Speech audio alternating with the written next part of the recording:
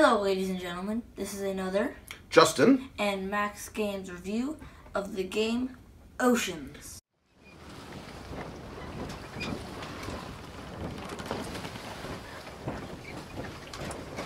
and Oceans is a North Star game. We already have a couple. We have Evolution. We've had that for about 3 years. And we have Evolution's expansion, Flight. Yep. And when we first heard about this game, I thought it was going to be an additional expansion. And Which it is in a sense. In a sense it is. It's like in the same universe. It's just definitely in the same universe. And you don't play it alongside Evolution in terms of like you don't add it to it. You could just play this on its own. Yes, this is a standalone game. This is a standalone game. And the way that we have it set up here is a little bit different than maybe if you don't have the Kickstarter edition.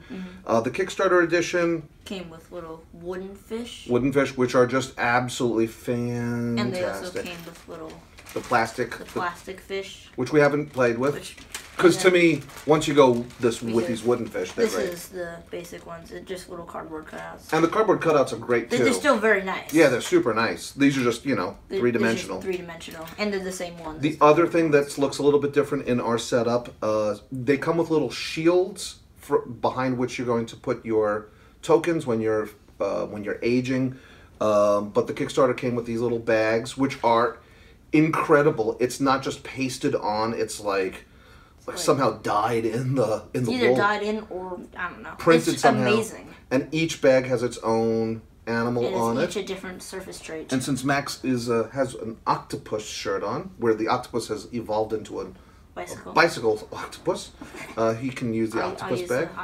So the bags are really cool because no one's supposed to know how many points basically you have. And there's 6 of them. Then the other difference in the setup is they just say, to have a pile of what are called the surface cards and a pile of the deep cards, but they came also with the Kickstarter sleeves. And normally we don't sleeve cards unless you did like Pokemon or something. You used to sleeve those. But the sleeves are fantastic. And they also are really nice. Like, they feel really nice. They feel really good. I mean, everything about this game is first class in terms of production. Easily. The art on these cards, look how many deep cards there are. And they're all a different artist. They're all different. Or some the same artist. A lot of different, yeah. But all of them are unique. Unique and, like, very beautifully done. And then there are the surface cards. Oh, I was saying, the reason why we have these many stacks, there's really only supposed to be one stack, is when you put the sleeves on them, it becomes kind of unwieldy. So it's just, and then you just draw a random pile or different piles. Yeah, it just makes it more random. You still just have one discard pile. Yeah. Then you have your species tile. I don't know what it's called. Board. And very clearly it shows you how you do it. There are some similar mechanisms as Evolution in terms of getting the population, but it's totally redone. Because in Evolution, you get points from all the food you eat. Right. In this game, you eat as much food as you can, because a lot of times you'll overfeed. Yep. And then each food you get becomes another population. And at the end of every round, either 1, or if you're in the Cambrian explosion, 2 will die, and you get points for those that die. Right. They call them aging. Aging, right. In the game it's called aging. And there's some ways of aging your species faster. More or less.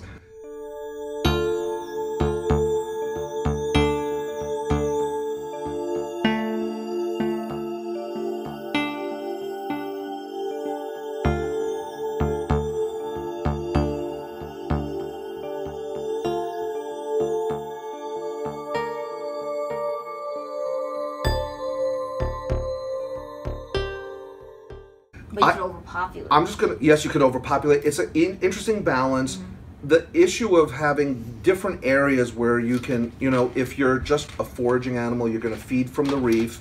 If you are, if you're gaining by from other creatures doing things, then you're going to gain from the oceans. Like whale cleaners. Whale cleaners, yeah, the gaining. And so depending on what kind of species you're going to develop, you're either going to be foraging from the reef, or gaining from the shark cleaners or the whale cleaners.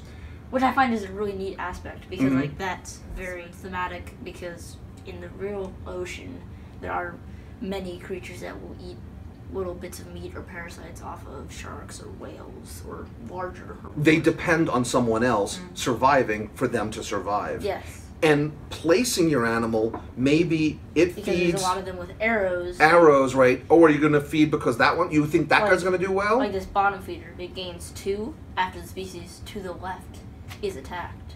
So you have to place that right. So you can either place it so to the left is an opponent's one, or if you know you're going to get attacked a lot, have it pointing at yours, so you gain at least something when yours gets attacked. There's a tremendous amount of strategy in what traits you could put on the animal, how you're going to change those traits as and things how unique evolve. every game is. Yes, because all of the deep. The deep cards to me is really what makes the game.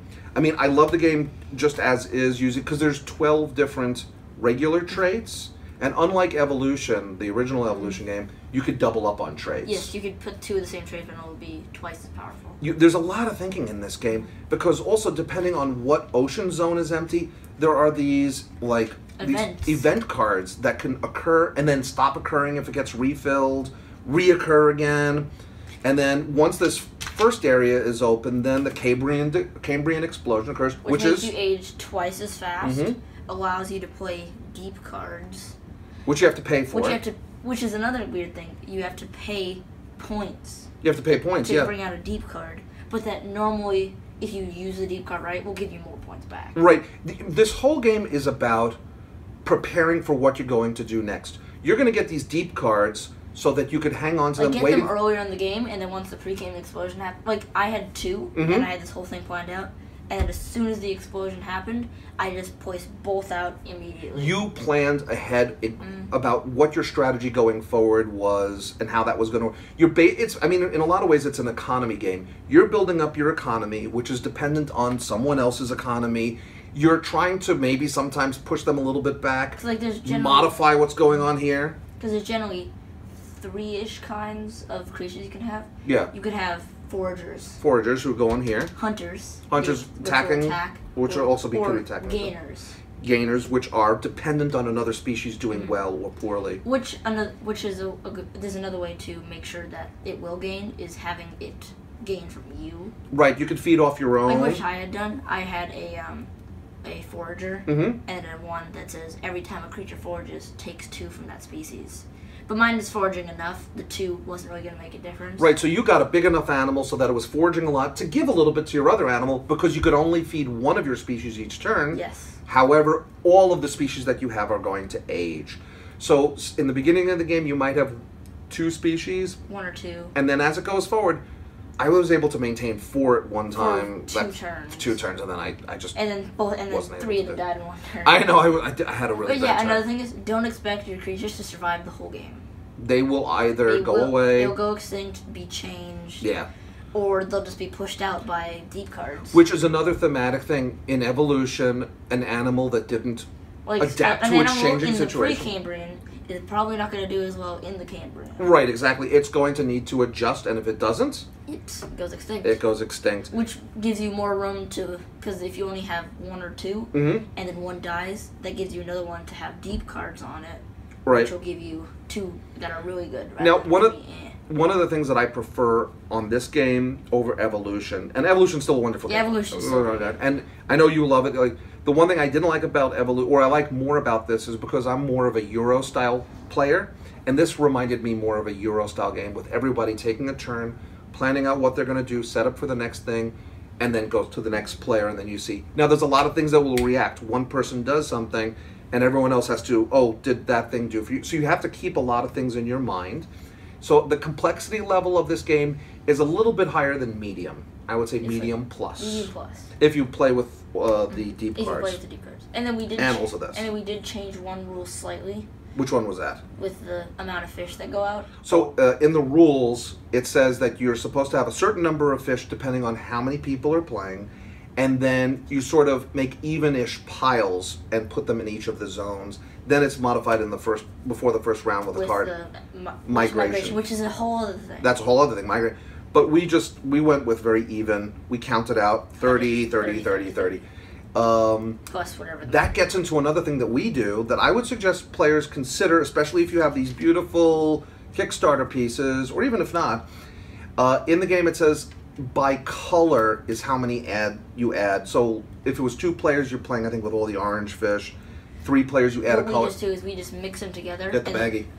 Yeah, we just mix them together and then just take the right amount out. Yeah. It's more diverse and it just looks pretty. I mean, I couldn't imagine. Like, even with these. I'd have to always play with these seahorses. I could not play with the seahorses. Like, this huge pile of rainbow looks a lot better than just this one color. Right, yeah, exactly. That's our way of playing it. It also keeps the bagging down. Yeah, you just put all the fish in one bag. Boom. And then one additional bag for the reserve. Right, which happens in the last round. That happens. I don't know. I went back and forth about some of these. You're fine with all of them, with these deep cards. Because some of them are pretty overpowered. They're mean. They're mean. But the reason why I'm okay with them is because there's so many. It's going to be forever until you get another one. And what we're actually doing is our first couple plays, we're keeping all of our used deep cards out. Right. To just go through them all at once, and then we'll shuffle all back in. Exactly. And then the chances that you're going to see the same card twice and be able to use it the same way. But to me, honestly, that is also thematic. Yeah. There are animals that develop that become apex predators that are hard to get rid of, and you have to then adapt to the situation. And then possibly both players could leech or have a parasite going after them to get them to not do so well. Wow. We've only played it now twice, and both times at 3 players. And the first time we were kind of helping each other out a little bit. I mean, you got it immediately, but you were having to remind me, oh, don't forget you also get that, or maybe you should put that animal over there, because where you place your animal in your lineup also is going to make a difference. But I just found it to be an extremely good experience. Yes. Talk about migration. Yes, migration. So every card has a little migration value in this corner. When instead of playing a trait on another creature, you can play it out as a migration value. And let's say the migration value is 7. You can pick 7 from any one fish ocean zone and move all of them to any other one ocean zone. Or the reef, yeah. Or the reef. So you can move them out of the reef if you don't want people to forage. Control it here if you want those to either happen or not happen. Right, we got the 3 zones. Because if this one's empty, this will happen. That one empty, that will happen. And right. You can fill it up and get rid of it to have it happen multiple times, off and on. And the funny thing is, you can we're having the game set up this way with the cards on top, and so it goes this way. I've seen in the instructions they have it the other way, and then you have the reef over there. I just did it this way because you're left-handed, and it made sense for him to be left-handed to do it the other way, and it made no sense. But it doesn't matter. That migration, especially after the Cambrian explosion, you might play one card to add a trait or to change something or to add a species or whatever. Then you're playing maybe another card to change what's going on out here, to maybe push the game in one direction or another, or try to stop something that's happening, or try to... Or if you have a deep card that allows you to do something else, you might want to... Because I had a deep card that allowed me to forage from any of the ocean zones. Where I couldn't forage from any. It was beneficial for me to get them all out of the reef so no one else could forage, but I could still forage. Wow. This game is what I would call an inexhaustible, infinitely replayable game. I was a little worried going into it saying, oh, there's only like 12 traits. But there's unlimited combinations with how other people play with multiple different creatures. And in fact, any more traits I would get confused. The deep cards, modified... I consider this probably, in terms of, we have a few games that deal with biology and understanding the way things operate and evolve. This is definitely the best one. This, to me, is the most, yes. Yeah, this is the best one. It is also strategic. This is in my top 3, if not 1 or 2. Yeah, easily. This really shoots it up. I am a little afraid of some of the mean cards, which is why I'm going to be at a 9.5 instead of a 10, because, man, those mean cards, I get so depressed when some of them come out. And the instructions do say that you can leave out cards if you think they're too mean, but... And also, like, what's the chances they'll come out again? And they might not be beneficial in the circumstance. Yeah. And they might only come out late in the game, so they're not going to affect. Or the person that you're taking advantage of with that mean deep card might also have a mean deep card against you. It's true. It's true. I am going to rate it a perfect 10. So we're at a 9.75, which I think if you don't have this game, you need this game. If you haven't done the Kickstarter, I think there's ways of upgrading the components. To me, it would be worth it. Yes. And as a person who hasn't sleeved cards before, I'm definitely liking these sleeves because this is a game that I will permanently have on the shelf. Yes. Definitely a winner. 9.75 is our official 9.7. rating for Oceans.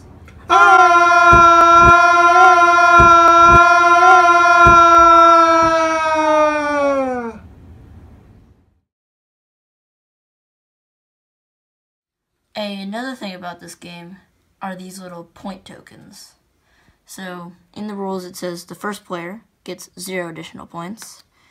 4, 6, 7, 8, 9, up to 6 players. But we did not use those because we were always close without them. So, like, why use them? Because... I agree, Max. I thought this game was all about reacting. And as, you know, you're reacting to what someone is doing on their turn and seeing how you're going to modify this. So I didn't really see why a first player should get nothing. Because I could see how these are large values. Like, I would see why they'd get a bonus of some sort, but not up to 9 points. That seems a little bit... Like, straight to 4.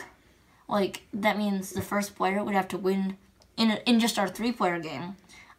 Since I was first player, I would have to win by 6 points to tie. Right, I thought that... Which does not... We were really close, which makes a good game. Yes, and I really felt that the tokens, you know, how do you put it? I really feel the tokens, when I saw the values on them, that, oh, this must be a high-scoring game, or maybe the first couple players really have a huge advantage to get so many points. But we didn't notice that. We didn't see that. We didn't notice. I think if you're an experienced player or an experienced player group, I wouldn't play with it. And if you were playing maybe with younger people, I might actually even do it in the reverse. Maybe give a 6-point token. You know, if you have a younger player doing this for the first time, give them a higher token in the beginning and maybe give an older player or someone that is, you know, more experienced, maybe a lower token or no token at all. Just as something fun. Yeah, personally, we're not going to use these tokens, but you can decide whatever you want. Awesome.